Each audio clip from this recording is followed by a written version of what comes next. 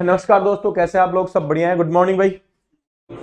चलो दोस्तों, देखें अपन तो जैसे कि अपन ने कहा था, अपन अलग अलग टॉपिकों के अलग अलग जो अपने टॉपिक हैं, जैसे हिस्ट्री है, ज्योग्राफी है, पॉलिटी है, साइंस है, मैथ है, रीजनिंग है, हिंदी है, सबके आपकी एक टेस्ट सीरीज क्लास लेके आ रहे हैं।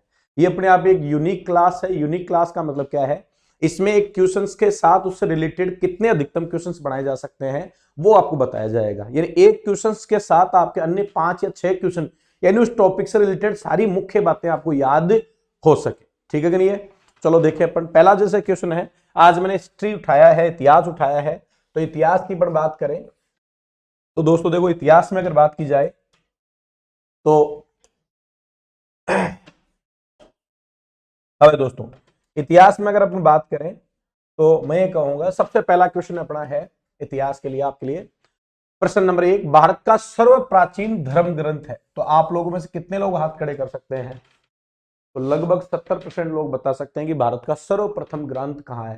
देखो, वह ग्रंथ जहां से भारत की कंप्लीट क्या मिलती है भाई? जानकारी मिलती है। तो सर्वप्रथम क्या है ग्रंथ जो है वो कौन सा है?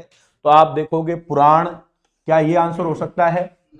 नहीं। पुराणों की संख्या कितनी है? 18 है। याद रखना, पुराणों की संख्या कितनी है? 18। तो एक क्वेश्चन तो यही बन जाता है, पुराणों की संख्या कितनी है? 18। कितने हैं? और इन 18 में इसमें आपको कहूं 5 ऐसे पुराण है जिनमें मुख्य वंशों की राजवंश के बारे में लिखा गया है। मुख्य जो वंश है उनकी राजवंशों के बारे में लिखा है, वंशावली लिखी है। अगर इनकी बात करूं तो जैसे कि आपको कई बार पूछ लेता है वायु पुराण। कौन सा पुराण? वायु पुराण। तो क्या बता सकते हो? क्या कौन सा? गुप्त वंश। तो जब मैंने थोड़ा सा आगे आपको बताया था, तो ऐसे एक छोटी सी बात से याद रख सकते हो, वायु खुद क्या होती है बेटा? गुप्त होती है। तो वायु दिखती है नहीं है, तो वायु जब भी याद आएगी तो वायु से दिमाग में क्लिक होगा कि वायु क्या है? गुप्त है। और गुप्त है तो गुप्त वंश हो गया। तो आपका गुप्त वंश हो गया। जैसे कि मैं कह दूं मत्स्य पुराण। कौन सा भाई? मत्स्य पुराण। तो ये बताओ भाई, मत्स्य पुराण किसके लिए है? सातवाहन वंश। सातवाहन वंश का जो है, आपने सुना होगा, सातवाहन का प्रतापी जो राजा था, कौन था भाई? सातवाहन वंश का जो प्रतापी राजा वो कौन था भाई? गौतमीपुत्र सतकर्णी। गौतमीपुत्र सतकर्णी। वो किस वंश से संबंध रखता था? मत्स्य वंश से। कौन से वंश से भाई? मत्स्य वंश से संबंध रखता था गौतमीपुत्र सतकर्णी। कौन से वंश से रखता था संबंध? मत्स्य वंश से। ठीक है करिए। हाँ जी दोस्तों, अब जैसे कि मैं आपको पूछ लूं, एक और पुराण बोलूं, विष्णु पुराण पूछ लूं। कौन सा भाई? विष्णु पुराण। तो ये किससे संबंध है? मौर्य वंश से है। किससे है भाई? तो कई बार एग्जामों में ये पूछ लिया जाता है कि कौन सा पुराण कौन से वंश से संबंध रखता है। तो क्या वायु याद हो गया? क्या कैसे याद रहा? वायु गुप्त होती है तो गुप्त वंश हो गया। क्या मत्स्य? देखो कैसे याद रखे। मत्स्य देखो, यहाँ है 7 वाहक। वाहन मतलब वाहक। तो हमारे जो हम हिंदू धर्म की बात करते हैं तो हमारे वाहन चूहा भी रहा है, मछली भी रही है, रहेगी नहीं रे भाई? तो एक समझ लो भाई, 7 वाहनों में से एक कौन सा वाहन भाई? मत्स्य। मत्स्य यानी मछली। तो याद रह जाएगा, जब भी 7 वाहन आएगा तो याद आएगा वाहन, और वाहनों में से एक कौन सा? मत्स्य। तो याद रह जाएगा मत्स्य वंश। मत्स्य जो पुराण वो किसकी बात करता है? सातवाहन की बात। हाँ भाई देखो, मौर्य वंश की बात करो, मौर्य वंश का जो जन्मदाता है, अगर वो नहीं होता तो मौर्य वंश नहीं होता। और उस आदमी को हम जानते हैं विष्णुगुप्त। क्या नाम जाए भाई? विष्णुगुप्त। याद है कि नहीं इसका नाम? विष्णुगुप्त। या कहते हैं उसको चाणक्य। अरे क्या कहते हैं? चाणक्य। या कहते हैं कौटिल्य। ये क्या नाम है? क्या उसके किसके नाम है? किसके नाम है? ये चाणक्य के नाम है, जो कि चंद्रगुप्त मौर्य को एक जगह से उठाता है और उसे क्या करता है भाई? उसको शक्तिशाली बनाता है, हर सारी विद्याएं देता है, तक्षशिला ले जाता है। कहां के शिक्षक थे ये? तक्षशिला के। कौन? चाणक्य। और उसको राजा बनाता है, बच्चे को राजा बना देता है। तो बताओ, सीधी सी बात है, विष्णुगुप्त। तो विष्णु पुराण में विष्णुगुप्त किस वंश से रिलेटेड है? मौर्य वंश से। अरे किस रिलेटेड? हालांकि मौर्य वंश का कोई ये शासक या वंश नहीं है, लेकिन मौर्य वंश इसी की देन है। किसकी देन है? विष्णुगुप्त की। तो विष्णुगुप्त, विष्णु पुराण जब भी आएगा तो किस वंश का आएगा? मौर्य वंश का आएगा। तो ये जो मैंने लॉजिक कोशिश की है, ये आपको समझ में आ गए होंगे। अच्छा, अगला अपन चलते हैं वेद। हाँ भाई, वेद इस क्वेश्चन का क्या सही उत्तर है? क्या आपने कहा यस, इसका बिल्कुल सही उत्तर क्या है? वेद है। हाँ भाई, शतपथ ब्राह्मण, इस वेद की अगर मैं बात करूं तो इसमें एक खास क्वेश्चन बता देता हूं आपको। शतपथ ब्राह्मण से। क्या? हाँ भाई, स्त्री को पुरुष की अर्धांगिनी कहा है, स्त्री को पुरुष की अर्धांगिनी कहा है, वो किस में कहा है? तो ये क्वेश्चन इंपॉर्टेंट है, ये याद रखना, स्त्री को पुरुष की अर्धांगिनी जिस शतपथ ब्राह्मण वेद में बताया गया है। क्या बताया गया है? स्त्री पुरुष की क्या है? अर्धांगिनी है। वेदांग, वेदांगों की संख्या कोई बता सकता है क्या आप में से? 6। वेदांगों की संख्या कितनी है? क्वेश्चन ऐसे ही बन जाएगी, वेदांगों की संख्या कितनी है? तो आप कह दोगे 6 वेदांग है। वेदों को पढ़ने के लिए जो वेदांग बने वो वेदांग हुए, तो वेदांगों की संख्या कितनी है? 6। तो सबसे प्राचीन धर्म ग्रंथ कौन सा निकला? वेद निकला। कौन सा निकला?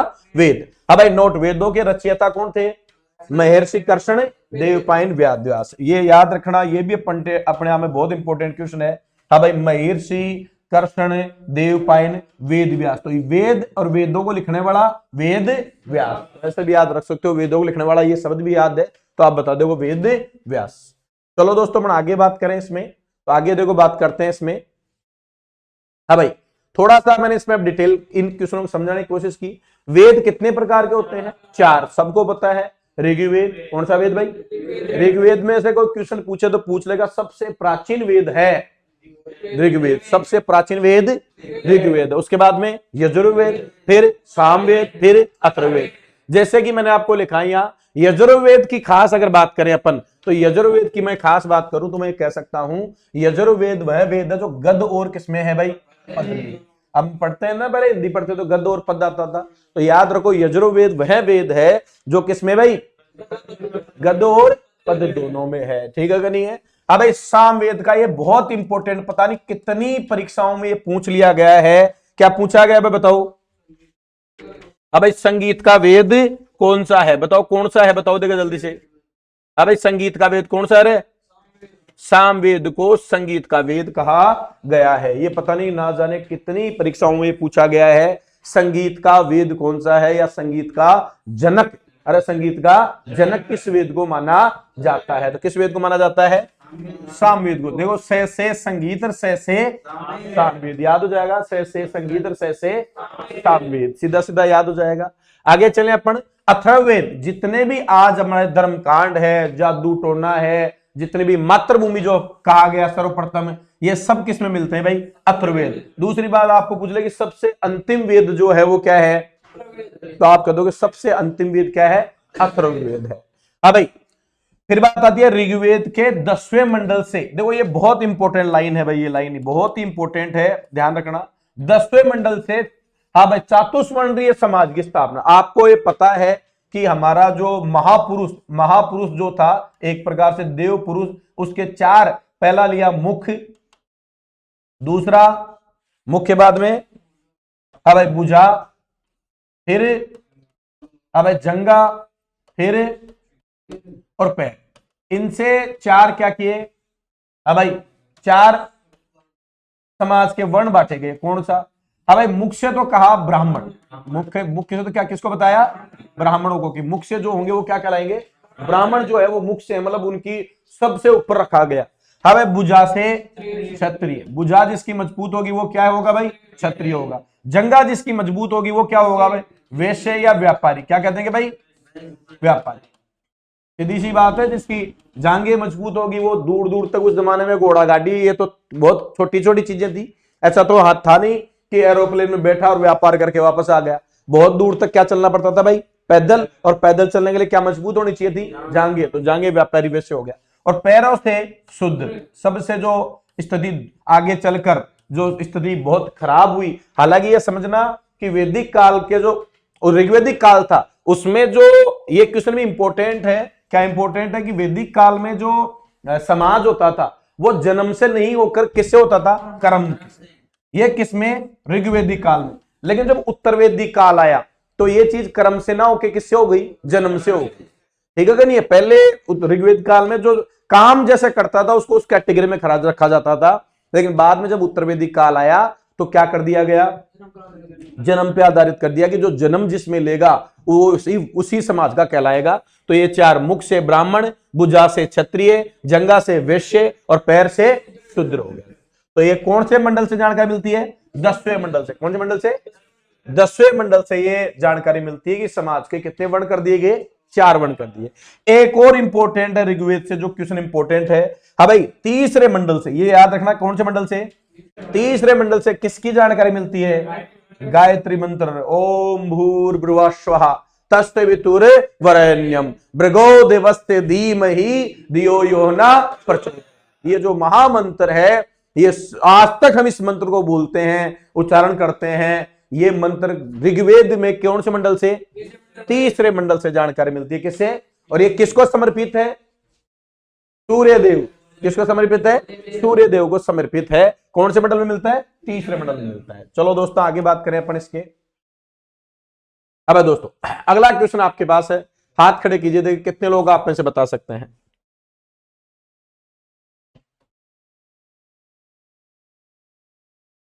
सब बता सकते हैं? शाबाश। हाँ सचिन, हेरोडोटस को। भाई इस क्वेश्चन का आंसर सबने बता दिया। आसान भी था, इजी भी है, क्योंकि जिसने इतिहास पढ़ता है वो ये नहीं जाने तो कोई मतलब ही नहीं है। तो सबको पता है इतिहास का पिता कहा जाता है, किसको कहा जाता है भाई? हेरोडोटस को कहा जाता है। किसको कहा जाता है? हेरोडोटस को कहा जाता है, क्योंकि उन्होंने एक किताब लिखी थी स्टोरी का। क्या लिखी थी? स्टोरी का किताब लिखी थी। उसकी वजह से इनको क्या कहा जाता है? हेरोडोटस को इसका क्या कहा जाता है भाई? जनक कहा जाता है, इतिहास के पिता का जनक कहा जाता है। आगे चले, देखो इसमें कुछ लाइनें आपको देखनी है। मेगास्थनीज सबसे पहला ऑप्शन था इसमें, अगर देखें तो पहला ऑप्शन मेगास्थनीज था। तो मेगास्थनीज देखो कौन था? यह सेल्यूकस निकेटर का राजदूत था। कौन था भाई? सेल्यूकस निकेटर का क्या था? राजदूत था। मेगास्थनीज जो था सेल्यूकस निकेटर का राजदूत था। अब सेल्यूकस निकेटर कौन था? तो ये बताओ किसका भाई? सम्राट महान सिकंदर का एक सेनापति हुआ करता था, जिसको अलेक्जेंडर भी कहा जाता है। आपको याद हो तो उन्होंने एक युद्ध किया था सबसे पहले। कौन सा युद्ध? हाइडेस्पेस का युद्ध, 326 ईसा पूर्व। किस नदी पे? वितिस्ता या झेलम नदी। वितिस्ता या आज उसका झेलम है, पुराना नाम क्या था? वितिस्ता नदी। ठीक है गणिए। तो ये उनका, ये सेल्यूकस निकेटर का राजदूत कहाँ आया भाई? चंद्रगुप्त मौर्य के दरबार में। अपनी पुस्तक लिखी, क्या नाम उसका भाई? इंडिका। तो ये पता नहीं ना जाने कितनी बार ये पूछ लिया कि मेगास्थनीज की जो बुक थी वो क्या नाम था उसका? मेगास्थनीज की जो बुक थी उसका क्या नाम था? इंडिका था। किस वंश की जानकारी मिलती है? तो याद रखना, कौन से वंश की रहे? मौर्य वंश की। किस वंश की? मौर्य वंश की जानकारी मिलती है। ये बहुत इंपॉर्टेंट क्वेश्चन है। अभी आपको याद आ रहा है, नया बच्चा इस बात को याद रखे, मेगास्थनीज जो आया था वो किसके दरबार में आया था? चंद्रगुप्त मौर्य के दरबार में आया था। तो किसकी जानकारी मिलेगी? मौर्य। मेगास्थनीज, नाम ही जीव मेगास्थनीज, और किताब का नाम भी इंडिका। ठीक है। एक ऑप्शन था कल्हण। तो इसका भी ये इंपॉर्टेंट क्वेश्चन है, बहुत बार एग्जाम में पूछा है। कल्हण संस्कृत साहित्य में घटनाओं को क्रमबद्ध लिखने का सर्वप्रथम प्रयास। अब संस्कृत को, जो संस्कृत है उसको सही तरीके से लिखने का जो पहला प्रयास है वो किसने किया था? कल्हण ने। कौन सी कृति है इसकी? राजतरंगिणी। कौन सी है? राजतरंगिणी। हाँ भाई, ये रहा देखो राजतरंगिणी में। हाँ भाई, कल्हण ने कौन सी किताब लिखी? राजतरंगिणी। ये पता नहीं, मेरे हिसाब से आज तक 20 से ज्यादा एग्जामों में 20 बार से ज्यादा पूछ लिया इस क्वेश्चन को कि कल्हण की कृति कौन सी? राजतरंगिणी। अब देखो, राजतरंगिणी का डायरेक्टर है कल्हण। अब मुझे बताओ ये इसने किसके बारे में? अशोक और किसके बारे में? कश्मीर के इतिहास के बारे में लिखा। तो कई बार ऐसे पूछ लेगा, कश्मीर के इतिहास का जानकारी मिलती है, तो आपका जवाब होगा राजतरंगिणी से। राजतरंगिणी किसने लिखी? कल्हण ने लिखी। और यहीं से मैं आपको बताऊं एक बात, कि जो कश्मीर में जो श्रीनगर है, कौन सी जगह? श्रीनगर। ये श्रीनगर किसने बसाया? तो अशोक ने बसाया। ये जानकारी यहीं से मिलती है कि जो आज का श्रीनगर है वो किसका बताया हुआ है। तो ये भी अपने आप में एक बहुत इंपॉर्टेंट क्वेश्चन बन जाता है कि अशोक जो था उसने किसको बसाया? श्रीनगर को बसाया। तो याद रखना, राजतरंगिणी जब भी नाम आए, राजतरंगिणी तो जब भी नाम आए, तो किसका डायरेक्टर कौन है इसका? कल्हण। लिखने वाला राइटर कौन है? कल्हण है। और किसके बारे में? अशोक और कहां के इतिहास के बारे में? कश्मीर में। अब हेरोडोटस, हेरोडोटस की पुस्तिका क्या नाम था भाई? स्टोरिका। अरे कौन सी किताब थी? स्टोरिका किताब थी। किसकी? हेरोडोटस की जो किताब थी वो क्या थी? स्टोरिका थी। कौन नाम था इसका? स्टोरिका। और स्टोरिका जो थी, हाँ भाई, तो ये एक क्वेश्चन ये हो गया, हेरोडोटस द्वारा लिखी गई किताब स्टोरिका, या स्टोरिका को किसने लिखा? हेरोडोटस ने। भारत और किसके बीच में? फारस के बीच में संबंध, जो आज ईरान कह लो चाहे से आप, भारत और क्या भाई? ईरान या फारस देश की जो मध्य जो जानकारी मिलती है पूरी डिटेल में, वो कहां से मिलती है? हिस्टोरिका से। ठीक है कि नहीं है? तो आप इसको इसीलिए हिस्टोरिका जो किताब है उसका राइटर था हेरोडोटस, और इसीलिए हेरोडोटस को क्या कहा जाता है? इतिहास का पिता कहा जाता है। अब एक नाम था अलबरूनी, तो इसका नाम सुना होगा। अलबरूनी किसके साथ आया था? महमूद गजनवी। आपको पता है ना, भारत में 1001 से लेकर 1025 तक, अरे 1027 तक, सॉरी 1027 तक कितने बार? 17 बार। अरे कितने बार? 17 बार आक्रमण किया था। कितने बार? महमूद गजनवी, याद हो तो आपको, गजनी से आया था। 16वां आक्रमण बहुत फेमस है इसका। किसको लूटा था? सोमनाथ के मंदिर। और किसके मंदिर को लूटा था? सोमनाथ का मंदिर लूटा था। ठीक है कि नहीं? अपार संपत्ति लेके गया था। और 1027 में फिर ये सल्ट गया, तो वही मोहम्मद गजनवी था। कौन था भाई? मोहम्मद गजनवी। तो इसका भी एक क्वेश्चन देखो तैयार हो गया। 1000 से 1027 तक कितनी बार? 17 बार आक्रमण। कितनी बार? उसमें प्रमुख कौन सा? 16वां 1025 में। कब किया था भाई ये?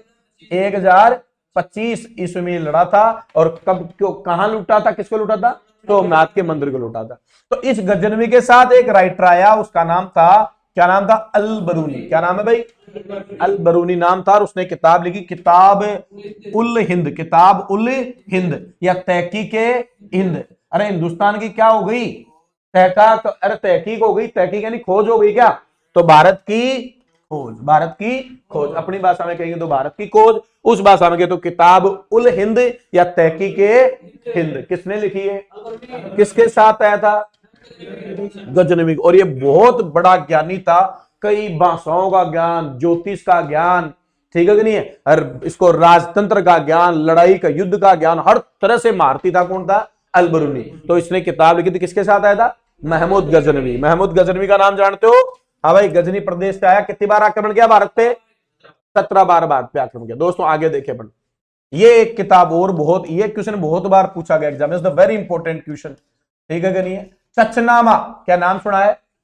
हाँ भाई, चचनामा। अरबों की जो सिंध पर विजय थी, हाँ भाई, सिंध पर जो विजय वृत्तांत किया, सर्वप्रथम जो सिंध को जीता अरबों ने, अरबियों ने, उसकी जानकारी कहां मिलती है? चचनामा। इसका राइटर क्लियर नहीं है, लेकिन फिर भी इसके राइटर किसको माना जाता है? अली अहमद को माना जाता है। किसको माना जाता है? अली अहमद द्वारा लिखी गई है। क्या चीज भाई? चचनामा। अरे किसने? चचनामा। अरे आया ना, तो पहले कोई चाचा आया और उसने लिख दी चचनामा। क्या लिख दी? चचनामा। चाचा कहां से आया? अरब से। अरे कहां से आया चाचा? चाचा जान कहां से आए? अरब से आए। और क्या लिख दी? चचनामा लिखी। बोलो तो याद रहेगा, चाचा जान कहां से आए? अरब से आए। और क्या लिखी? चचनामा लिख दी। याद रहेगी क्या? अली अहमद द्वारा। आगे देखो प्रश्न नंबर 3 आपके। अब हाथ खड़े करे देंगे। क्वेश्चन नंबर 3 कौन बताएगा? देखिए आप में से।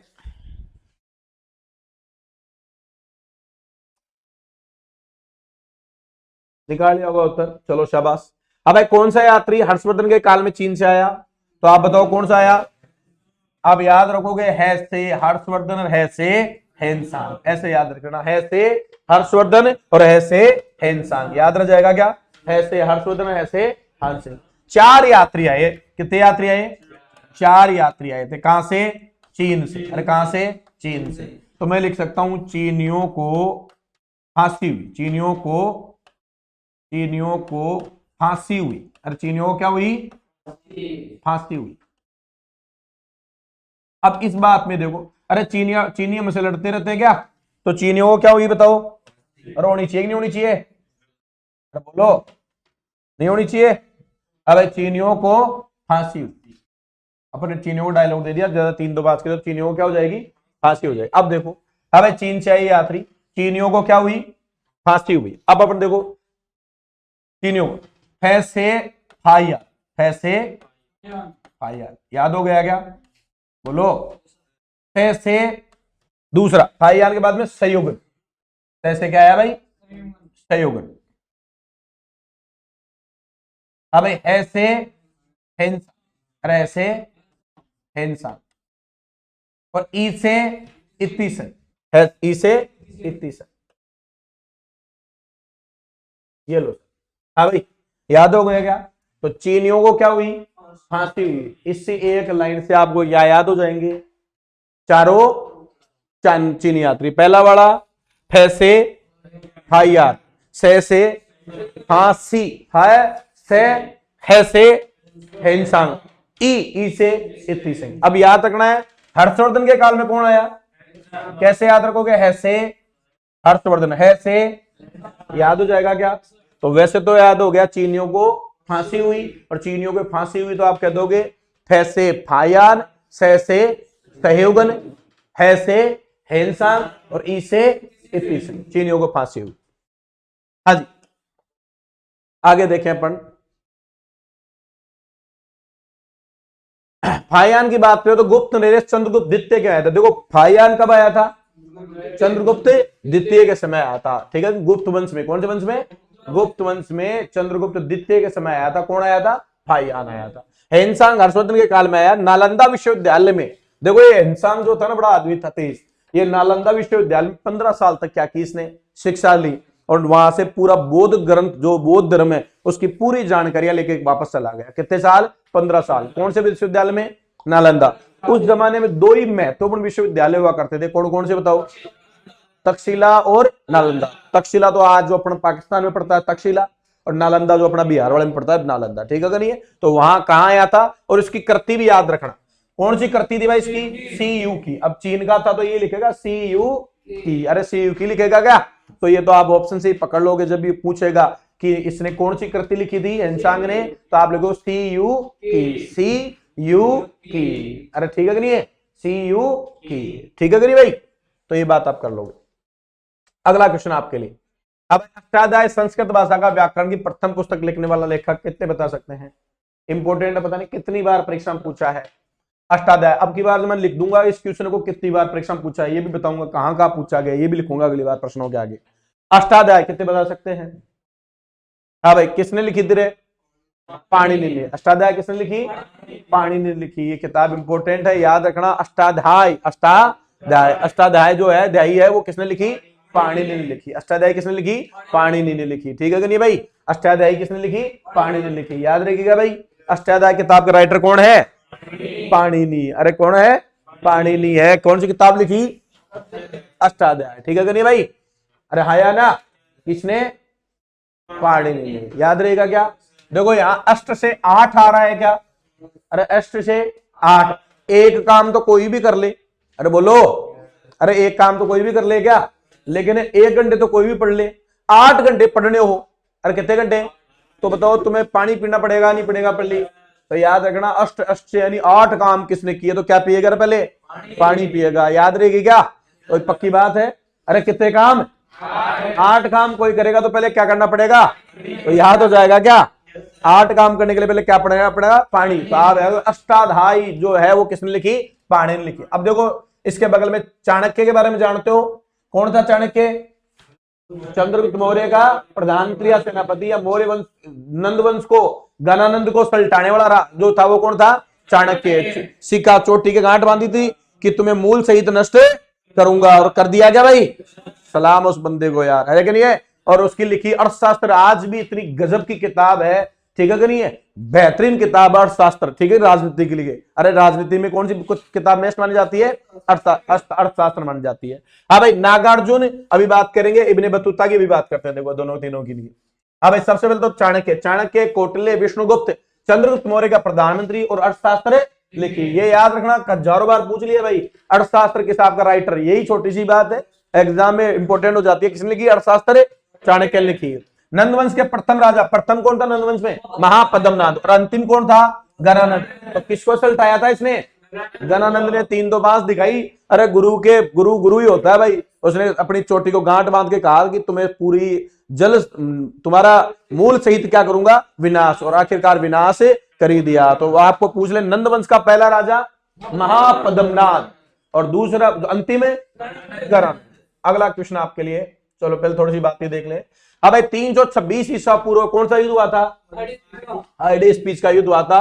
किस नदी के किनारे, वितिस्ता नदी। अरे किस नदी के किनारे, अरे किस नदी के किनारे, वितिस्ता नदी के किनारे। किस नदी के किनारे, वितिस्ता नदी के किनारे हुआ था। किस नदी के किनारे, वितिस्ता।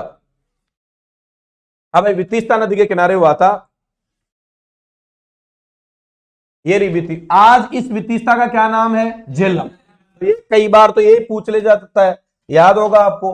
हाँ भाई, वितिस्ता किसका नाम है आज के टाइम में, तो आप कह दोगे सर वितिस्ता नाम है जो आज के समय में अगर बात करें हमें तो किस नदी का नाम है भाई? झेलम का। अरे किस नदी का नाम है? झेलम का। ठीक है कि नहीं भाई? ये याद रखना, वितिस्ता झेलम का। ठीक है कि नहीं? चिनाव का अस्कनी, चिनाव का अस्कनी, और व्यास का विपाशा, व्यास का विपाशा, और सतलज का शतुद्री, और सिंधु का हिंदत। ये पुरानी नदियां थी। रावी का परसुणी, पुरुषुणी, ये नाम हो गए पुराने। तो वितिस्ता था झेलम नदी का। हाँ भाई, किस राजा से? राजा पोरस के साथ। कहा? किसके? पोरस और सिकंदर। फिर पोरस को राजा सिकंदर ने अपना क्या बना लिया भाई? ताड़ा बना लिया था। अरे इसकी जो सिकंदर की जो घरवाली थी उसने क्या बना लिया था? पोरस को भाई बना लिया था, और वापस राज्य लौटा दिया था सिकंदर ने। ठीक है कि भाई? अब इब्न बतूता, इब्न बतूता नाम ही गजब का है, इब्न बतूता। ठीक है कि नहीं? कहीं से आया? तोता उड़कर। तूता कहां से आता है? तोता उड़कर मोरक्को देश से। अरे तोता कहां से आया था? मोरक्को से एक तोता उड़ते उड़ता आया। कहां आया भाई? भारत में आ गया। और आया कब आया रे? 1333 में। 1300 पहले गेर में शुरुआत भी लगातार कौन से गेर में आया? तीसरे गेर में 3 बार। अरे है कि नहीं भाई? पहले गेर से शुरुआत कौन से गेर तक पहुंचा भाई? तीसरा गेर डाल के आया इब्ने बतूता, तभी तो पहुंच गया यहाँ। कहां से? मोरक्को से। हाँ भाई, किसके समय? एमबीटी, एमबीटी मोहम्मद बिन तुगलक, जिसको पागल सुल्तान, मूर्ख सुल्तान कई कहते हैं ना, पागल मूर्ख रहा ना, जिसने जिंदगी में जो भी किया सबसे विद्वान। अच्छा देखो, पागल मूर्ख और विद्वान भी, क्योंकि सबसे ज्यादा पढ़ा क्या लिखा था भाई? पढ़ा लिखा था। अरे बोलो तो सही। और इतना पढ़ा लिखा था कि लोगों की भलाई भी सोचता था। लोगों की भलाई ऐसे कि आज जैसे सरकार हमें ऋण देती है खेतों में खेती करने के लिए, रहा ना, ट्रैक्टर, गाड़ी, बीज, जमीन, पानी, वैसे उस जमाने में कृषि विभाग बनवा दिया था। और लोगों को क्या दिया भाई? कि तुम ये लो खेत, ये लो बीज, ये लो, उस टाइम तो बेल थे, बेल पकड़ो और तुम क्या करो? खेती। लेकिन लोगों ने बावड़ा बना दिया, और भाई साहब वो जो बैल वगैरह थे वो तो लेके किसान बक गए, और जो पैसे टके थे वो बीच में देने वाले बक गए, और बेचारे की व्यवस्था को गड़बड़ कर दी। जो भी करे वही गड़बड़। ठीक है कि नहीं है? राजधानी चेंज करने की सोची देवगिरी, उसी समय क्या बढ़ गया? अकाल।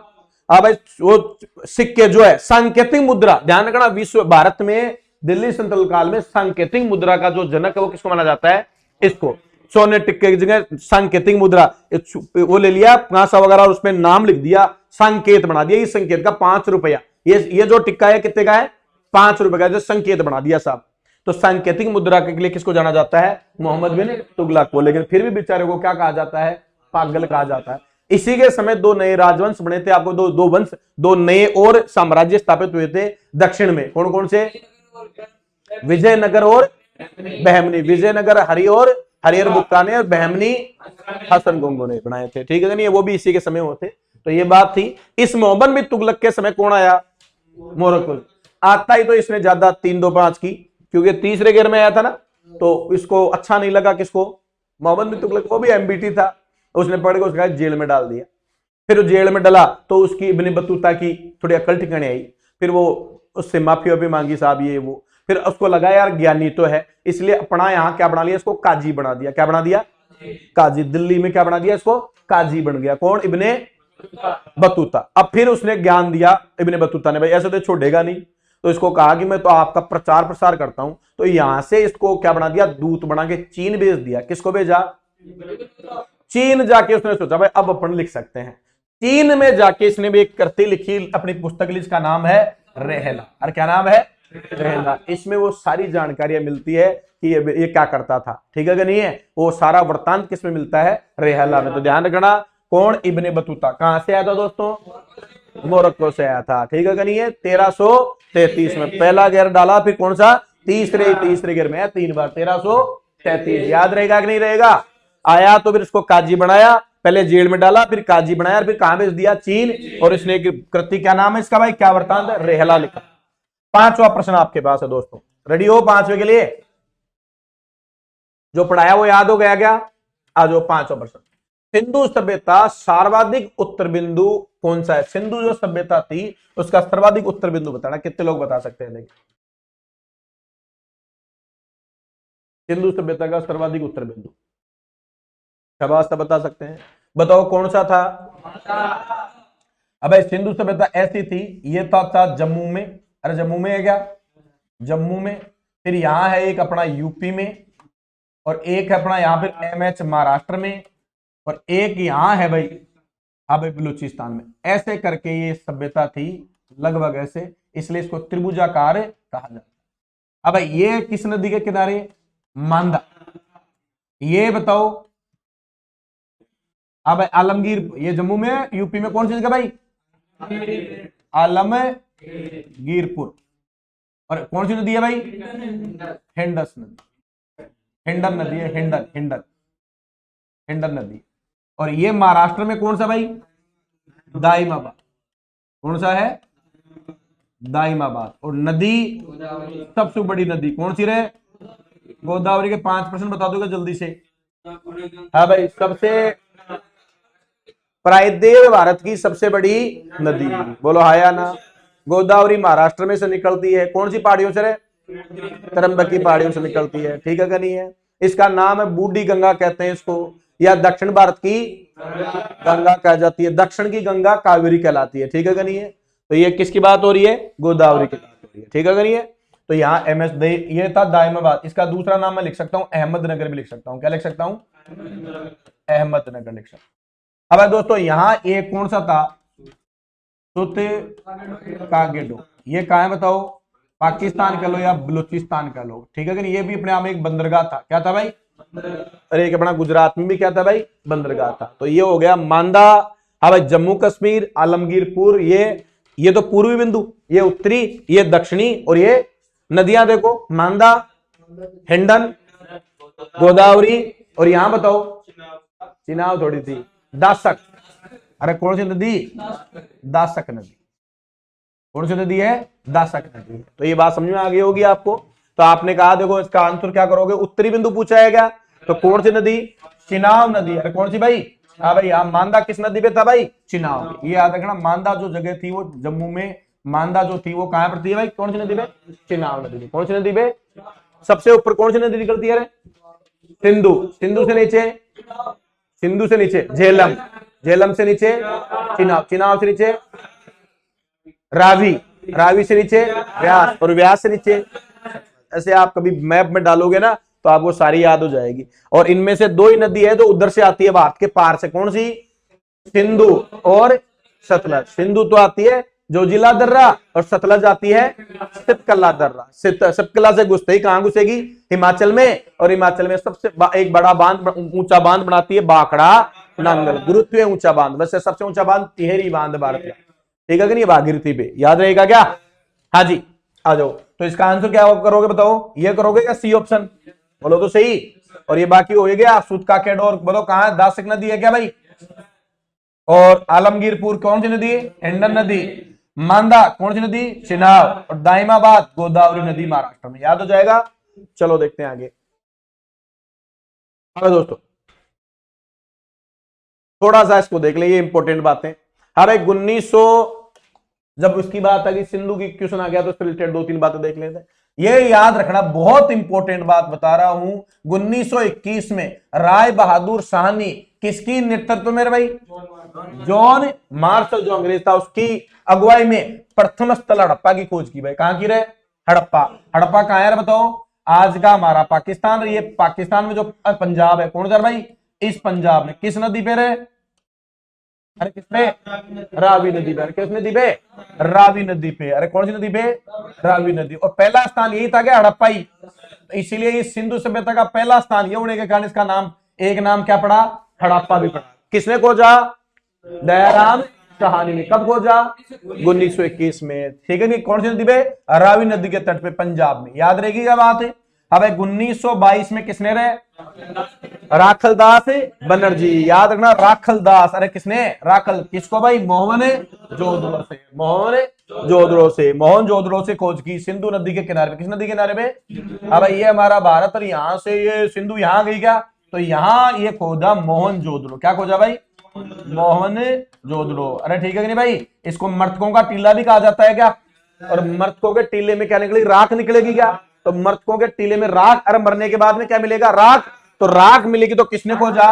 राखलदास। याद रहेगा, मृतकों का टीला यानी मरने के बाद में आदमी मिलती है राख, और राख के लिए किसने खोदा? राखलदास ने खोदा। ठीक है नहीं भाई? आगे देखे थोड़ा इसको। हाँ जी दोस्तों, हाँ भाई, यह सभ्यता कौन सभ्यता थी रे? नगरीय सभ्यता। कौन सभ्यता थी? नगरीय। कौन सी? सिंधु घाटी सभ्यता की बात करें, देखो पहले आता है सिंधु घाटी सभ्यता, उसके जस्ट बाद में हमने पढ़ी कौन सी? वैदिक सभ्यता पढ़ी क्या? अरे बोलो तो सही। सिंधु के नहीं, पहले सिंधु बोलो और फिर वैदिक सभ्यता। तो ये सिंधु सभ्यता थी, ये क्या थी भाई? नगरीय थी। अरे कौन सी थी? और ये जो वैदिक थी ये क्या थी? ग्रामीण थी। बोलो हाँ, अरे बोलो तो सही। सिंधु थी नगरीय और ये क्या थी? अगर सिंधु सभ्यता की कोई खास बात पूछे दोस्तों तो आप क्या बताओगे कि सर इसका ये जो उत्कर्ष नगरीकरण था, गजब की रोड़े जो समकोण काटती थी, रोड़े ऐसे काटती थी ना इसकी, अरे बोलो ऐसे रोड़े काट रही थी, और चेस नुमा करती। कौन सी? चेस के समान। घरों की बसाउट अंदर ही थी भाई, इसमें घर ऐसे बने हुए थे। ठीक है कि नहीं? इधर मुख थे लेकिन घरों के कुछ एक जगह बाहर मिले रोड पे। और इसमें भी सबसे अच्छी बात, यहां से घर से नाली निकलती और ड्रेनेज सिस्टम जो था फिर बड़े नाले में गिरती, तो इसका जो ड्रेनेज सिस्टम वो गजब था।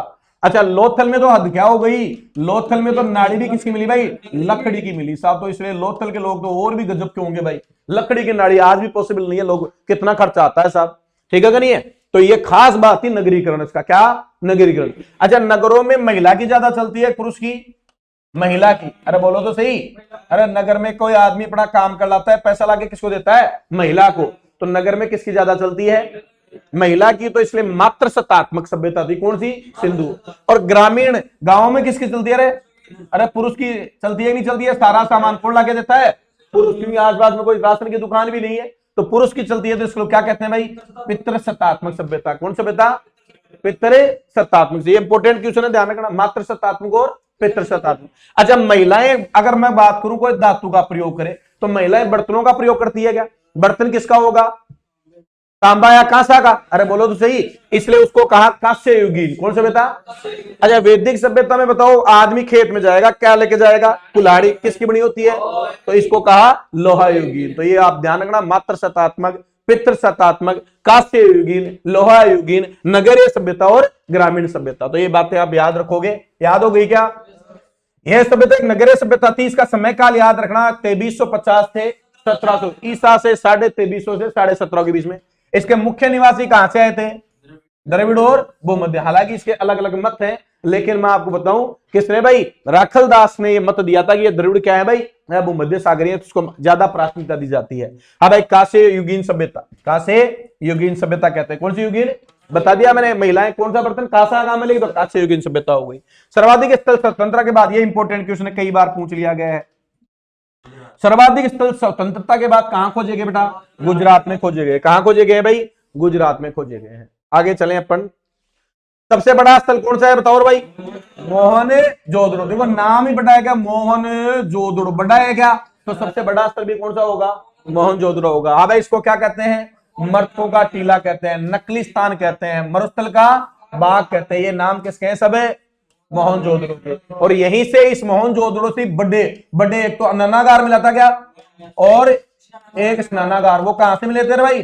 दोनों ही यहीं से मिले थे, अननागार और स्नानागार। बड़ा मोहनजोदड़ो तो मोहनजोदड़ो से मिलेंगे। यस या नो? याद रह जाएगी बात। और लोथल गुजरात का क्या भाई? एक मुख्य बंदरगाह था। कौन है? लोथल गुजरात का एक मुख्य बंदरगाह था। दोस्तों आगे चलें अपन। अब दोस्तों, तो आज की बातें यही थी। कुछ है क्वेश्चन मैंने लिखे, बहुत सारी इंपोर्टेंट जो भी लाइन और वो थी सारी क्या थी भाई? इंपोर्टेंट थी। अब ये टॉपिक पढ़ा हुआ था इसलिए आपको लग रहा था कि सारी बातें में आती है, लेकिन अब की बार जब टॉपिक होगा तो और बेहतरीन क्वेश्चन लेके आएंगे। तो ये हिस्ट्री की पहली क्लास है, ज्योग्राफी की पहली क्लास अपने ली है। अब आपको इससे अच्छे अच्छे क्वेश्चन ही मिलेंगे सारे। ठीक है कि नहीं भाई? तो उम्मीद करता हूं कि ये सारे क्वेश्चन आपको आते होंगे। नहीं आते तो आप इनको जरूर याद करें। ये वो महत्वपूर्ण क्वेश्चन है जो गारंटेड है कि एग्जाम में डायरेक्ट पुट होते हैं दोस्तों। तो बाकी बात करेंगे अगले लेक्चर में। धन्यवाद, थैंक यू वेरी मच, जय हिंद।